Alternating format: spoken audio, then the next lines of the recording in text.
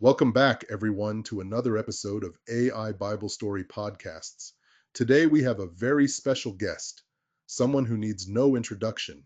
He's the original first man, the guy who started it all, literally. Please welcome Adam. Adam, thanks for joining us today. Thanks for having me, Donald. It's been a while since I've done an interview.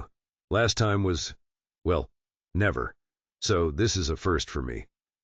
Well, we're honored to have you. Let's start at the beginning. The Garden of Eden. What was it like? I mean, you've got this reputation for living in paradise.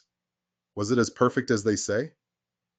Oh, Donald, it was more than perfect. It was breathtaking. Imagine the most beautiful place you've ever seen. Lush greenery as far as the eye could see, trees heavy with fruit that glistened in the sunlight, crystal clear rivers that sparkled like diamonds. The air was always fresh, filled with the scent of flowers and the sound of birds singing.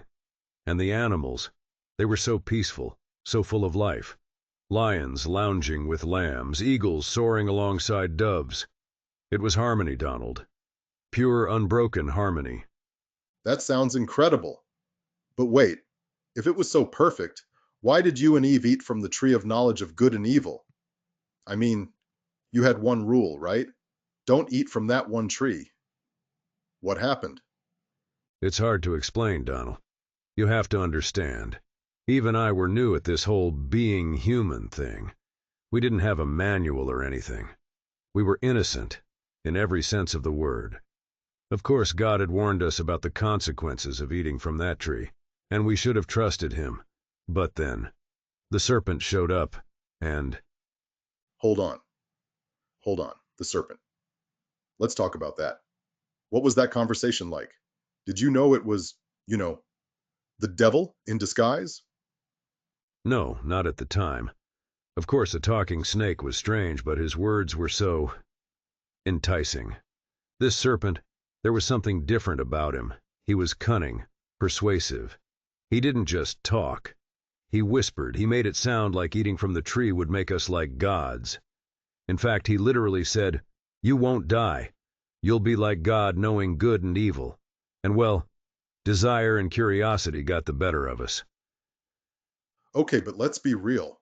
Didn't you think this is exactly what God warned me about? Maybe I should check with God first?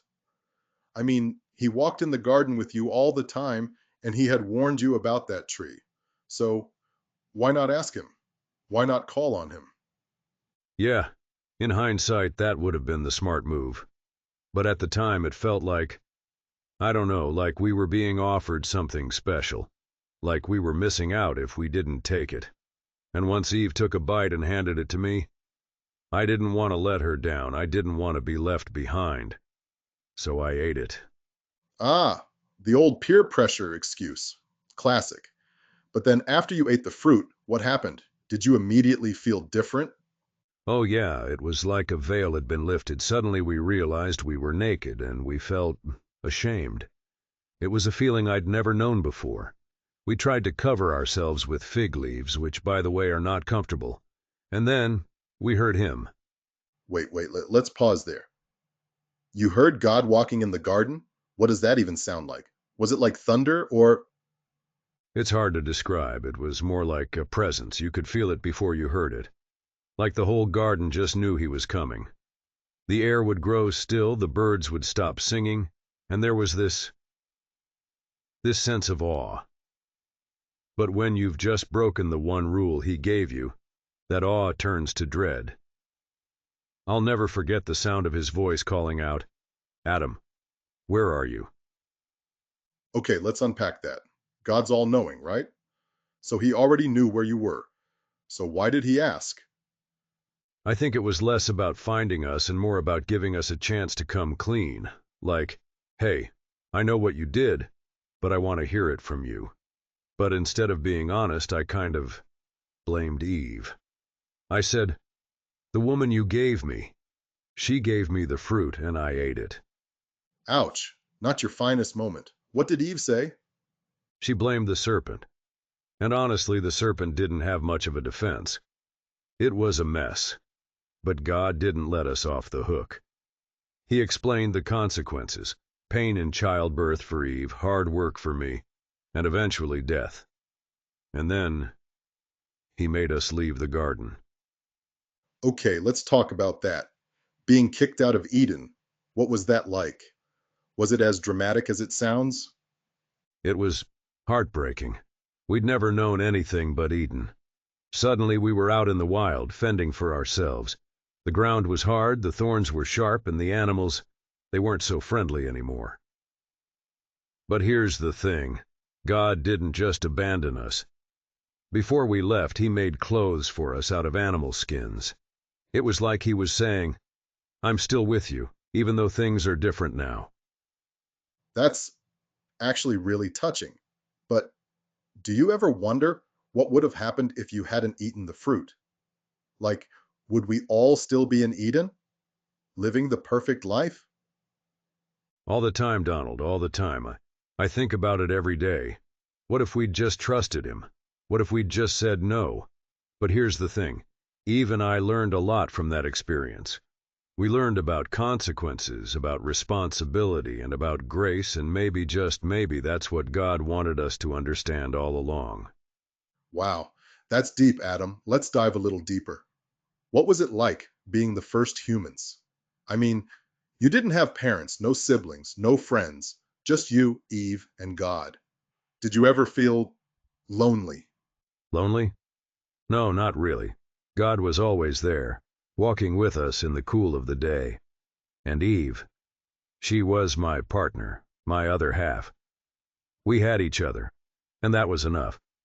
But I'll admit, after we left Eden, things changed. We had to figure out how to survive, how to raise a family, how to deal with, well, everything. It wasn't easy. I can imagine. Speaking of family, let's talk about your kids, Cain and Abel. That's a whole other story. But before we get into that, did you ever tell them about Eden?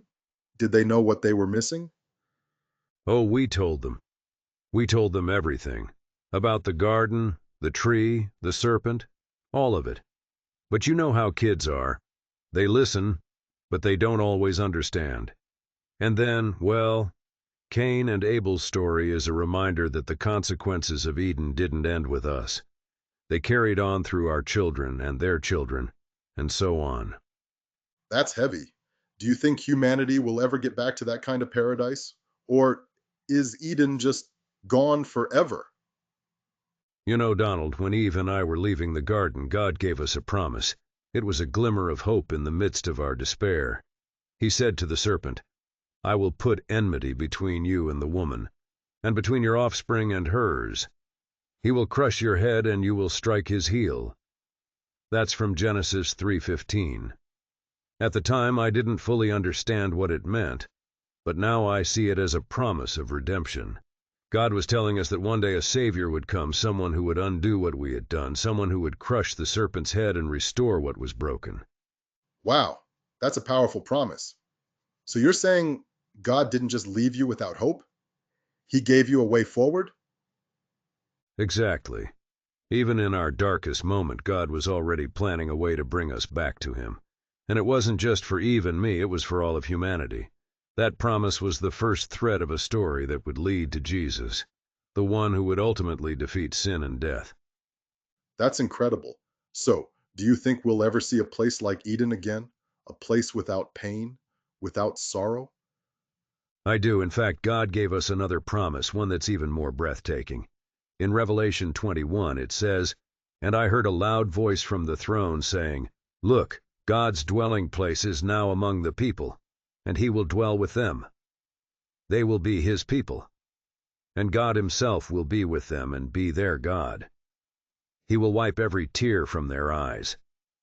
There will be no more death or mourning or crying or pain, for the old order of things has passed away.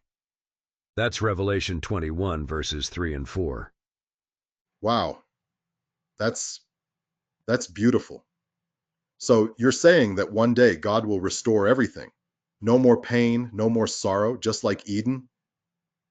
Yes, Donald. Eden was just the beginning. What's coming is even greater. A new heaven and a new earth, where God himself will live with us. No more tears, no more death, no more separation. It's the fulfillment of that promise he made to us so long ago. And it's not just for me and Eve, it's for everyone who chooses to follow him. That's a message of hope if I've ever heard one. Adam, thank you for sharing that. It's amazing to think that even after everything that happened, God's love and plan for us never changed. That's the beauty of it, Donald. No matter how far we fall, his love is always there, reaching out to bring us back. Adam, this has been such an incredible conversation. Before we wrap up, do you have any final words for our listeners? Anything you'd like to leave them with? You know, Donald, if there's one thing I've learned from my journey, from Eden to where I am now, it's this. God's love is bigger than our mistakes. Eve and I made a choice that changed everything. But God didn't give up on us. He didn't leave us without hope. He gave us a promise, and he kept it. And he's still keeping it today. So to anyone listening who feels like they've messed up too much, like they're too far gone, don't believe it. God's love is deeper than your worst mistake. His plan is bigger than your biggest failure.